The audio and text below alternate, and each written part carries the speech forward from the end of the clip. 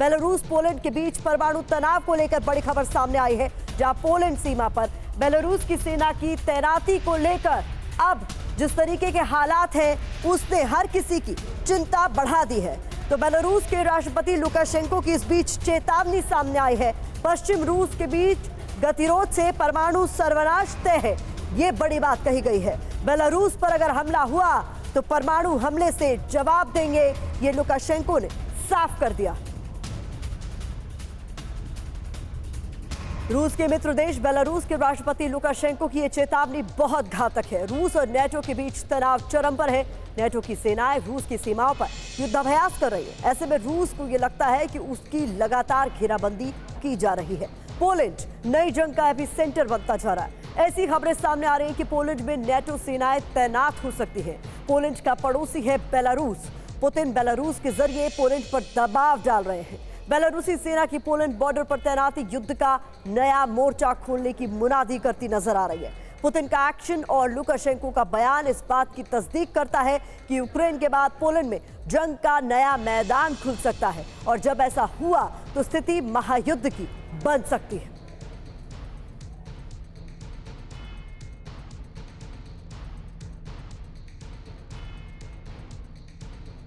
ये साफ नजर आ रहा है कि यूक्रेन युद्ध सीमित नहीं रहने वाला है। यूक्रेन के बाद लगी आग पूरे यूरोप को महायुद्ध की चपेट में ले सकती है। लुकाशेंको का परमाणु सर्वनाश वाला बयान इस बात की गवाही दे रहा है।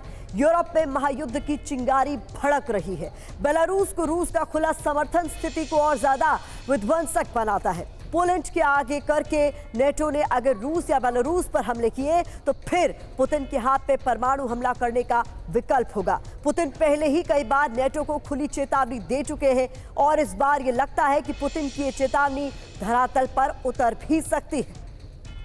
तो इस बीच बता दें, नेटो सेना की तैनाती की खबरों के बाद बेलारूस की सेना पोलैंड बॉर्डर की तरफ बढ़ रही है, जिससे हालात तनावपूर्ण हो गए हैं। मौजूदा स्थिति क्या है ये भी आपके लिए जानना समझना जरूरी हो जाता है। तो किस तरीके से टकराव की स्थिति बनी हुई है और दुनिया भर में इस वक्त परमाणु टेंशन है, इसे समझिए। बेलारूस की सीमाई इलाके में विस्फोटक तैनात है, जिसकी वजह से बहुत बुरे हालात हैं। विटेबस्क में दरअसल सेना तैनात हो गई है। 3 घंटे में बेलारूस युद्ध के लिए तैयार हो सकता है, जिस तरीके की अभी मौजूदा हालात हैं। विटेबस्क में पोलैंड की दूरी चंद किलोमीटर की है। ऐसे में हमला करना आसान हो जाएगा और हालात भयावह।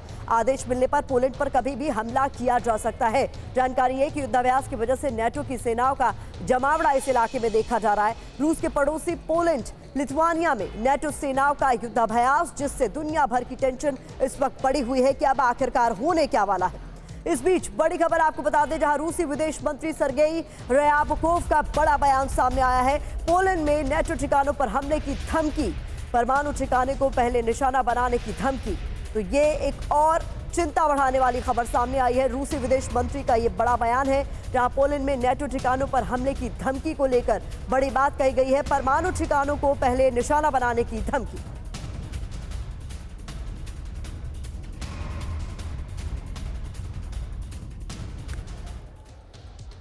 आइए अब आपको मैप के जरिए बताते हैं कि युद्ध की स्थिति में रूस कैसे नेटो पर शिकंजा कसने की रणनीति बना सकता है और कैसे ये युद्ध परमाणु युद्ध में तब्दील हो सकता है, बदल सकता है। तो रूस नेटो तनाव परमाणु युद्ध में बदलेगा क्या, ये बड़ा सवाल इसलिए है क्योंकि देखिए मौजूदा हालात जो है उसको समझना आपके लिए बहुत जरूरी हो जाता है। यहाँ पर आपको रूस नजर आ रहा है, यहाँ बेलारूस जो कि रूस का ही सहयोगी देश है, यहाँ यूक्रेन जिससे रूस और यूक्रेन में पहले से ही युद्ध छिड़ा हुआ है, और यहाँ पर आप पोलैंड देख रहे हैं। जहाँ पर मनीष मैं चाहूंगी हमें ज्वाइन कर ले, मेरे सहयोगी मनीष भी इस बुलेटिन में हमारे साथ है। मनीष देखिए, इस नक्शे के जरिए हम बता रहे हैं कि इस पूरे इलाके में तनाव कैसे बढ़ सकते हैं। जो अभी हालिया मूवमेंट्स देखे जा रहे हैं, खासतौर पर एक तरफ नेटो की यहाँ पर वॉर ड्रिल और दूसरी तरफ बेलारूस में तैनाती, ये किस ओर इशारा करते हैं अगर इस नक्शे को हम समझें?